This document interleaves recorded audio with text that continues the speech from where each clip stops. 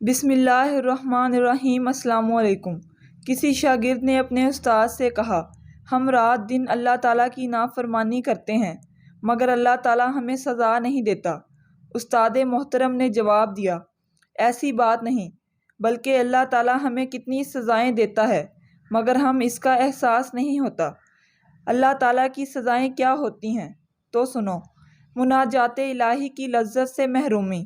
کیا ہم سے مناجات کی لذت تم سے چھین نہیں لی گئی؟ قساوت قلبی۔ اس سے بڑی کیا سزا ہو سکتی ہے کہ انسان کا دل سخت ہو جائے، نیکیوں کا توفیق نہ ملنا۔ ایک بڑی سزا یہ بھی ہے کہ تمہیں نیکیوں کی توفیق بہت کم ملے۔ تلاوت قرآن سے غفلت۔ کیا ایسا نہیں ہوتا کہ دن کے دن گزر جاتے ہیں مگر تلاوت قرآن کی توفیق نہیں ملتی، بلکہ بسا اوقات قرآن کی یہ آیت سنتے ہیں جس میں اللہ تعالیٰ نے فرمایا کہ اگر یہ قرآن پہاڑ پر نازل ہوتا تو اللہ کے خوف سے ریزہ ریزہ ہو جاتا۔ ہم یہ آیت سنتے ہیں مگر ہمارے دلوں پر کوئی اثر نہیں ہوتا۔ تہجد سے محرومی۔ لمبی لمبی راتیں گزر جاتی ہیں مگر کبھی تہجد کی توفیق نہیں ملتی۔ نیکیوں کے موسم بہار کی ناقدری۔ نیکیوں کے موسم بہار آتے ہیں اور گزر جاتے ہیں، جیسے رمضان کے روزے، شوال کے روزے اور ذی الحجہ کے مبارک ایام، مگر ان موسم میں عبادت کرنے کی توفیق نہیں ملتی۔ اس سے بڑی سزا اور کیا ہو سکتی ہے؟ عبادت کو بوجھ محسوس کرنا۔ کیا تم عبادت کو بوجھ محسوس نہیں کرتے؟ ذکر الہی سے لاپرواہی۔ کیا اللہ کے ذکر سے تمہاری زبان خاموش نہیں رہتی؟ نفسانی خواہشات کے سامنے شکست۔ کیا نفسانی خواہشات کے سامنے خود کو کمزور محسوس نہیں کرتے؟ دنیا کی محبت۔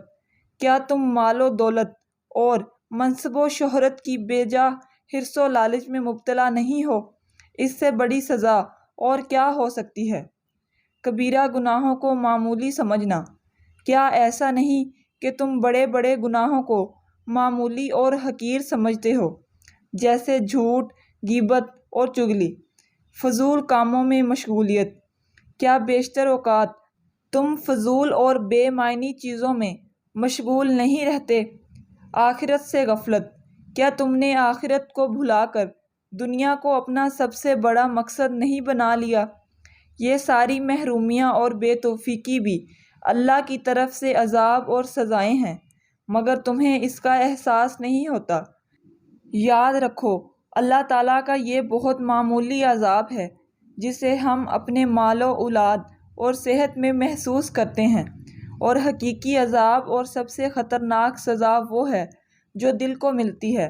اس لیے اللہ تعالیٰ سے عافیت کی دعا مانگو اور اپنے گناہوں کی معافی طلب کرو، کیونکہ گناہ کے سبب بندہ عبادت کی توفیق سے محروم کر دیا جاتا ہے۔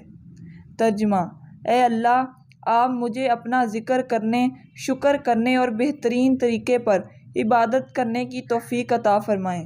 آمین ثم آمین۔